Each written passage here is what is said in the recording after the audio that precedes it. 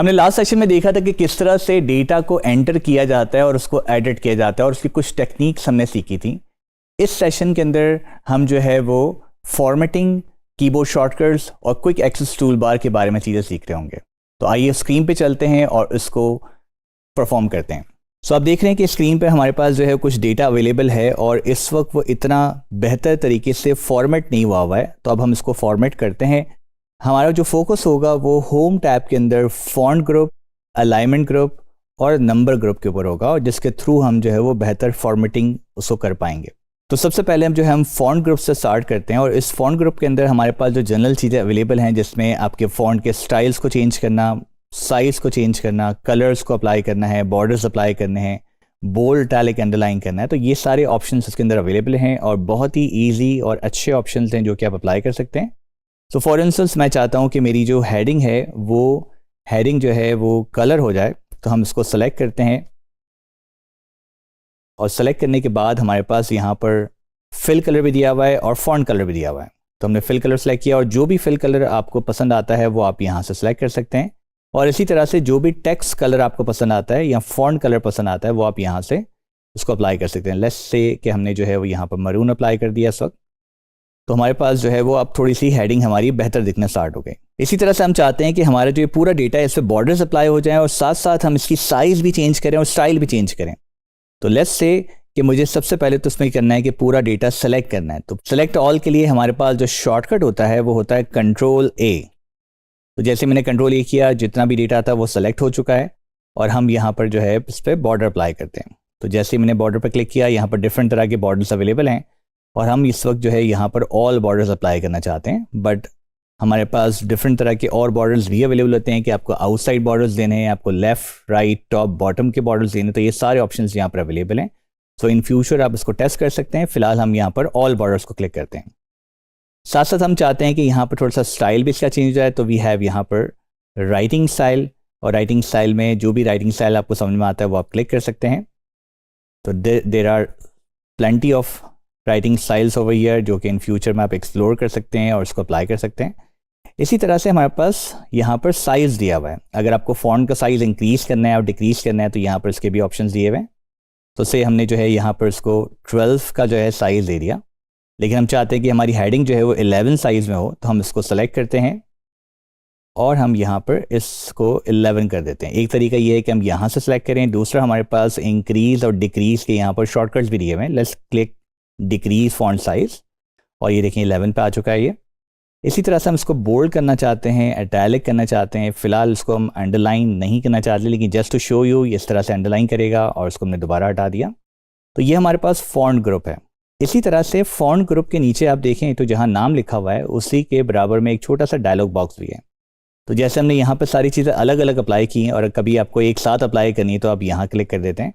तो it will open a complete menu जिसमें आपके पास ये सारे ऑप्शन एक साथ दिए हुए होंगे। तो फॉन्ट के ऑप्शन यहाँ दिए हुए हैं आपके पास फिल के ऑप्शन यहाँ दिए हुए हैं, बॉर्डर के ऑप्शन यहाँ दिए हुए हैं और उसके अलावा भी कुछ ऑप्शन हैं जो कि हम आगे जाके परफॉर्म कर रहे होंगे। सो आपने देखा जैसे ही मैंने फॉन्ट को इंक्रीज़ किया है, थोड़ा सा यहाँ पर जो साइजिंग है ऑटो फिट के वो डिफरेंट हो गए। तो हमने पहले सीखा था कि किस तरह से ऑटो फिट करते हैं। अगर आप डबल क्लिक करते हैं तो ये ऑटो फिट हो जाता है, लेकिन अगर एक साथ सबको ऑटो फिट करना है तो क्या तरीका है।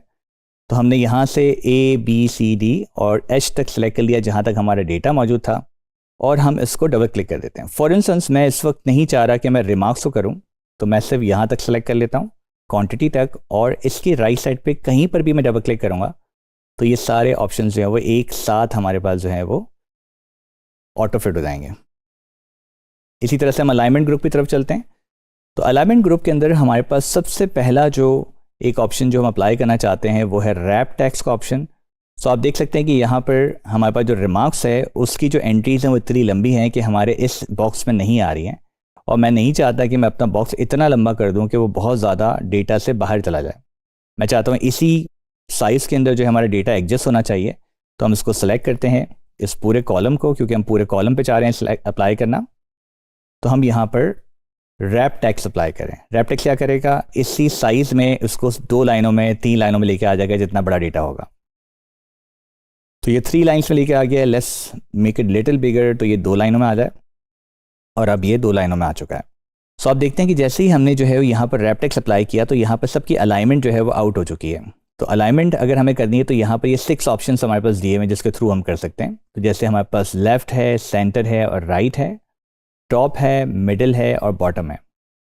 तो मैं इस पूरे डेटा को सिलेक्ट करता हूँ फॉर इंस्टेंस, और सबसे पहले मैं चाह रहा हूँ कि इसको मैं मिडिल अलाइन कर दूँ। तो यहाँ पर आपके पास मिडिल अलाइन दिया हुआ है ताकि ना डेटा ऊपर की तरफ रहे ना नीचे की तरफ रहे, मिडिल में आ जाए। लेकिन इसी तरह से अगर आपको सेट करना है टॉप, मिडिल, बॉटम, तो आप यहाँ से अप्लाई कर सकते हैं। कुछ चीज़ें इसमें ऐसी हैं, कुछ ऑप्शंस इसमें ऐसे हैं जो मैं चाहता हूँ कि वो सेंट्रलाइज हो जाएं, लाइक हमारी हेडिंग्स।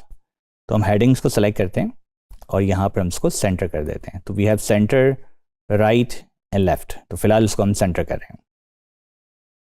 तो ये कुछ ऑप्शंस हमारे पास जो अलाइनमेंट के जो कि काम के ऑप्शंस हैं, लेकिन इसमें एक बहुत ही और ज़बरदस्त ऑप्शन है जो कि हम अप्लाई करते हैं। तो सपोज़ करिए कि मेरी रिपोर्ट है, लेकिन इस रिपोर्ट के अंदर जो है वो हेडिंग्स अवेलेबल नहीं है। तो हम चाहते हैं कि ऊपर की तरफ कुछ लाइन्स ऐड हों और वहाँ पर हम हेडिंग भी ऐड करें।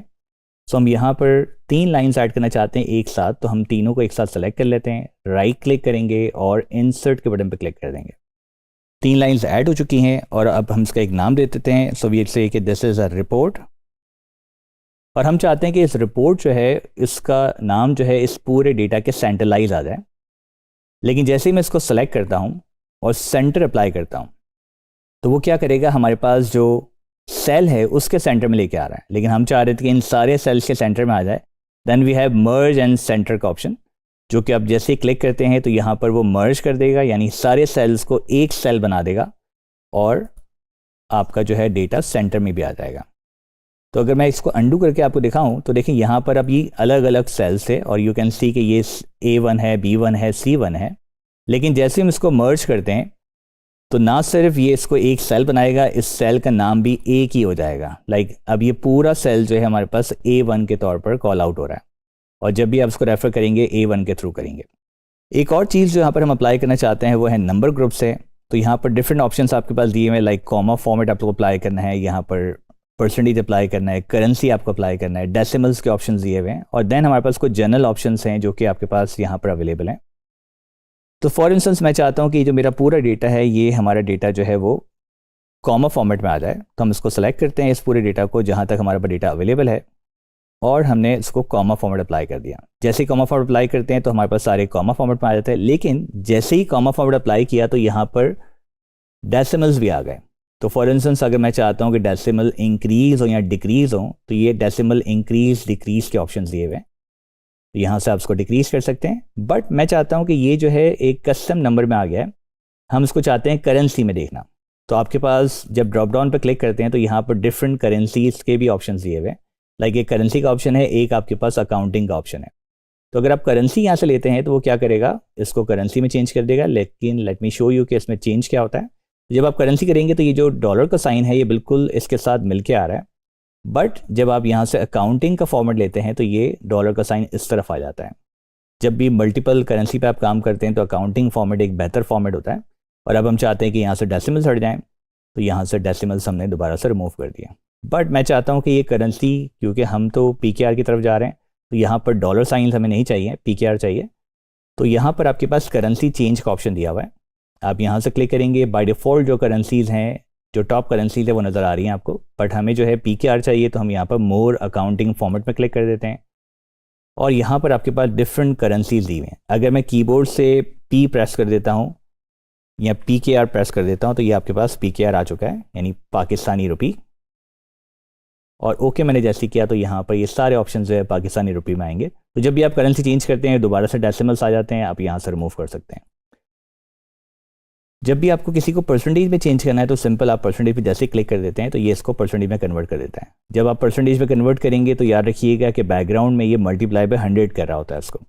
लेकिन फिलहाल हम इसको अप्लाई नहीं करना चाहते तो इसको हम अनडू कर देते हैं। तो ये कुछ ऑप्शंस जो कि हमने अप्लाई किए जो कि फॉर्मेटिंग से रिलेटेड थे। Let's format this heading as well. थोड़ा सा इसको हम बड़ा कर देते हैं और कलर कर देते हैं। अब हम जो है वो दूसरे टॉपिक की तरफ बढ़ते हैं जो कि हमारे पास फॉर्मेट पेंटर है। इस शीट के अंदर हम format painter, quick access toolbar और कीबोर्ड शॉर्टकट्स पर फोकस कर रहे होंगे। तो समटाइम ऐसा होता है हमारे पास कि जब हमारे पास कलर्स अप्लाई होते हैं, तो सपोज करें कि मेरे बॉस ने मुझे कहा कि आपको जो है वो रैंडम जगहों पर कलर्स अप्लाई करने हैं जो कि तकरीबन 200 सेल्स हैं, और अगर 200 सेल्स पे मैं एक एक करके कलर अप्लाई करने बैठता हूँ तो बहुत ज़्यादा टाइम मेरा जो है वो ले लेता है। लेकिन फॉर्मेट पेंटर के थ्रू हम उसको बहुत ही आसानी से कर सकते हैं। तो आइए देखते हैं स्क्रीन पर और इस ऑप्शन को जो है इशू को सॉल्व करते हैं।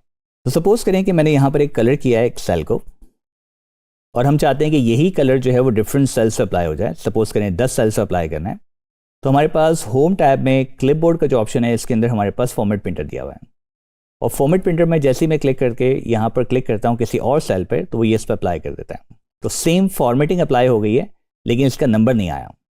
लेकिन अब जैसे ही मैंने इस पर फॉर्मेट अप्लाई किया तो यहाँ से ये फॉर्मेट प्रिंटर डिसेबल हो गया दोबारा से, लेकिन हमें तो 10 सेल्स अप्लाई करना है। तो उसकी जो टेक्निक है वो ये है कि आप यहाँ पर इसको डबल क्लिक कर देंगे। जैसे ही आप फॉर्मेट प्रिंटर को डबल क्लिक करते हैं ये मल्टीपल टाइम चलना शुरू हो जाएगा, and you can just click click and click and click.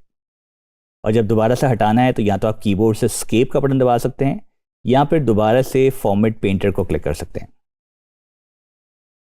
एक छोटा सा आइडिया हम लेते हैं क्विक एक्सेस टूल बार का। सपोज करें कि मुझे फॉर्मेट पेंटर के शॉर्टकट से करना है काम, या फिर मुझे कुछ और मज़ीद ऑप्शंस हैं जो कि फॉर्मेट यहाँ पर अवेलेबल हैं रिबन के अंदर, उसका मुझे क्विक एक्सेस टूल बार से एक्सेस करना है।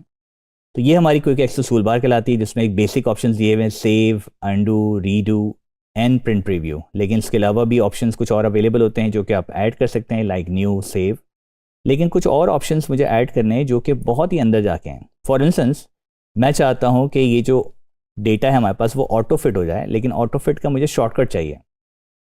लेकिन ऑटो फिट का शॉर्टकट जो है वो कहाँ अवेलेबल है? सपोज़ कि मैं इस एरिया को ऑटो फिट करना चाहता हूँ, तो ऑटो फिट अगर मैं मेन्यू से करना चाहता हूँ तो यहाँ पर आपके पास होम टैब, हम फॉर्मेट में जाते हैं, और यहाँ पर आपके पास ऑटो फिट रॉ दिया हुआ है और ऑटो फिट कॉलम्स दिया हुआ है। लेकिन ये बहुत लंबा एरिया है जहाँ पर हमें जाना पड़ेगा। तो हम चाहते हैं इसका शॉर्टकट जो है क्विक एक्सेस टूल बार में आ जाए। इस ऑप्शन पे हमने राइट क्लिक किया और हम add to quick access toolbar पे क्लिक कर देते हैं। तो अब ये ऑप्शन हमारे पास यहाँ पर आ चुका है। तो अगर मैं यहाँ पर क्लिक कर दूंगा तो ये भी ऑटो फिट कर देगा। दूसरा तरीका ये है कि जब वो इस शॉर्टकट से चलाना है तो हमारे पास एक शॉर्टकट्स होते हैं ऑल्टर शॉर्टकट्स। तो मैं जैसे ही ऑल्टर शॉर्टकट पे क्लिक करता हूँ, ऑल्टर पे क्लिक करता हूँ, देखिए ऊपर आपके पास सारे शॉर्टकट्स आ चुके हैं। तो अगर मुझे किस ऑप्शन को सेलेक्ट करना है, लाइक मुझे फॉर्मेट प्रिंटर को क्लिक करना है, तो मैं यहाँ से होम टैब पे एच को क्लिक कर दूंगा। जैसे मैंने एच को क्लिक किया तो होम टैब के आपके पास सारे ऑप्शंस आ गए, एंड देन आपके पास फॉर्मेट प्रिंटर के लिए FP का ऑप्शन दिया हुआ है। तो जब आप इसको प्रेस करेंगे तो ऑफकोर्स आपके पास फॉर्मेट प्रिंटर रन हो जाएगा। और इस तरह से बहुत सारे देखें सारे ऑप्शंस के शॉर्टकट्स आपके सामने आ रहे हैं। और हमें जो यह शॉर्टकट लगाना है वो एक और जो शॉर्टकट जो कि अभी हमने ऐड किया ऑटो फिट का क्विक एक्सेस टूल बार से, वो देखें कितना आसानी से वर्क करेगा। जैसे ही मैंने यहाँ पर ऑल्टर प्रेस किया, ऊपर आपके देखें अब शॉर्टकट जो यहाँ पर क्विक एक्सेस टूल पे आ रहे हैं वो 1 2 3 के नाम से आ रहे हैं, और हमारा जो शॉर्टकट है वो है 6। तो अगर मैं ऑल्टर 6 प्रेस करता हूँ तो ये ऑटो फिट कर देता है उसको। तो इस तरह से जब भी कोई शॉर्टकट जो कि आपको यहाँ पर ऐड करना है क्विक एक्सेस करने के लिए, तो आप इसको ऐड कर सकते हैं just by right clicking it. लेकिन यहाँ से रिमूव करने का भी तरीका सेम ही है, राइट क्लिक करेंगे इसके ऊपर और रिमूव कर सकते हैं आप यहाँ से। कुछ बेसिक कीबोर्ड शॉर्टकट की तरफ हम जाते हैं और देखते हैं कि कीबोर्ड शॉर्टकट्स जो है वो किस तरह से यूज़ होते हैं। तो जब आप कीबोर्ड शॉर्टकट्स की बात करते हैं तो कीबोर्ड शॉर्टकट एक्सेल में बहुत ही एसेंशियल भी होते हैं, बहुत यूज़फुल होते हैं, क्योंकि इससे आप बहुत ज़्यादा स्पीड में काम कर सकते हैं। तो आइए देखें कुछ बेसिक शॉर्टकट्स जो कि हमारे काम आएंगे। सो अगर आप यहाँ पर लेफ्ट एंड राइट पे जाते हैं तो यहाँ पर आपके पास डिफरेंट एरो कीज़ के थ्रू डिफरेंट सेल्स पे आप मूव हो सकते हैं। लेकिन इसी एक्टिविटी को अगर आप शिफ्ट के साथ करते हैं, शिफ्ट को होल्ड करके रखें और राइट एरो करेंगे तो ये सिलेक्शन करता है, लेफ्ट एरो करेंगे तो सिलेक्शन करेगा, टॉप और बॉटम। एक और जो शॉर्टकट हमारे पास होता है कंट्रोल एंड एरो की के साथ। तो अगर मैं यहाँ पर मौजूद हूँ और मैं कंट्रोल राइट एरो की प्रेस करता हूँ तो मुझे लास्ट एंट्री पे ले जाएगा जहाँ तक इस डेटा की एंट्री है। इसी तरह से कंट्रोल डाउन करते हैं तो डाउन तक ले जाएगा, लेफ्ट पे लेफ्ट ले जाएगा और टॉप पे टॉप ले जाएगा। लेकिन अगर यही चीज़ मैं कंट्रोल और शिफ्ट के साथ करता हूँ, यही एक्शन, तो आपके पास साथ में सिलेक्शन भी हो रही होगी। तो sometimes if you want to select the total data तो एक कंट्रोल A का ऑप्शन भी है, दूसरा आपने फर्स्ट सेल पे क्लिक किया हुआ है, control shift right and down. तो ये कुछ बेसिक शॉर्टकट्स। इसके अलावा आपको फॉर्मेटिंग के शॉर्टकट्स आपके पास होते हैं। देखिए यहाँ पर जब अपना माउस भी समटाइम्स आप लेके जाते हैं तो वहाँ पर भी आपको शॉर्टकट दिखा रहा होता है, like control B is the shortcut, control B है। इस तरह के डिफरेंट शॉर्टकट्स आपके पास अवेलेबल हैं जो कि टाइम टू टाइम हम आगे भी देखते रहेंगे। फ़िलहाल के तौर पर हमने कुछ सिलेक्शन शॉर्टकट्स किए हैं कुछ हमारे पास बेसिक फॉर्मेटिंग के शॉर्टकट्स और ऑल्टर शॉर्टकट्स जिसके थ्रू जो है बहुत सारी चीज़ें कर सकते हैं। लेकिन जैसे जैसे हम कोर्स के अंदर आगे बढ़ते रहेंगे तो हमारे पास मज़ीद शॉर्टकट उससे रिलेटेड हम करते रहेंगे, ताकि उस शॉर्टकट को जब हम साथ में यूज़ करेंगे तो वो आपको ज़्यादा फ़ायदा भी देगा और आपको याद रखने के अंदर काम भी आएगा। तो अब हम नेक्स्ट सेशन में मिलते हैं और देखते हैं कुछ और चीज़ें जिसमें और ज़्यादा बेहतर लर्निंग हम कर सकेंगे।